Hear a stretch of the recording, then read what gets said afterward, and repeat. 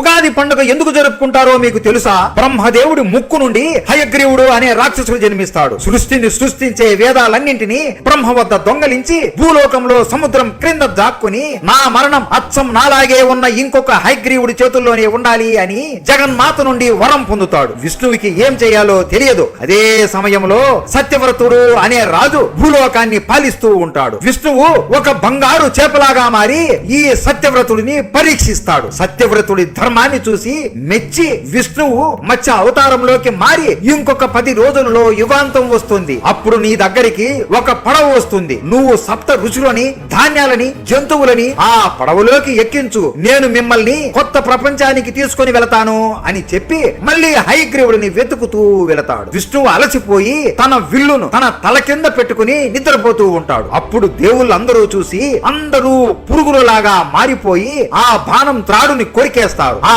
త్రాడు తెగి వేగంగా వచ్చి విష్ణువు తలని వేరు చేస్తుంది. శివుడు అక్కడికి వచ్చి జగన్మాత చెప్పినట్లు ఒక గుర్రం తలని విష్ణువుకి పెడతాడు. అలా విష్ణువు కూడా హయగ్రీవుడు అవతారంలోకి మారిపోతాడు. అలా 10 రోజులు ముగిసిపోతాయి. ఎదురు చూస్తున్న సత్యవ్రతుడి వద్దకు ఆ పడవ వస్తుంది. ఆ పడవలోకి అందరినీ ఎక్కించుకొని వస్తూ ఉండగా విష్ణువు మత్స్య అవతారంలోకి మారి ఆ పడవకి వాసుకిని కట్టి లాక్కుని వెళుతూ ఉంటాడు. అలా వారు హయగ్రీవుడు దాక్కున్న చోటికి వస్తారు. మీరు కొద్ది సమయం ఆగండి, ఇప్పుడే వస్తాను అని మత్స్య సరి వేగంగా సముద్రం క్రిందకి వెళతాడు. మత్స్య కొన్ని వేల రాక్షసులతో యుద్ధం చేస్తాడు. కానీ హయగ్రీవుడికి మాత్రం ఒక్క గాయం కూడా చేయలేకపోతాడు. అప్పుడు హయగ్రీవుడు మత్స్యని చితక కొడతాడు. అప్పుడు మత్స్య కూడా ఒక్కసారిగా హయగ్రీవుడి లాగా మారిపోతాడు. రాక్షస హయగ్రీవుడు ఇది చూసి ఆశ్చర్యపోతాడు. విష్ణువు హయగ్రీవుడు రూపంలో వేగంతో పరిగెత్తుకుంటూ వచ్చి అతని కాళ్ళు పట్టుకుని గట్టిగా అటు ఇటు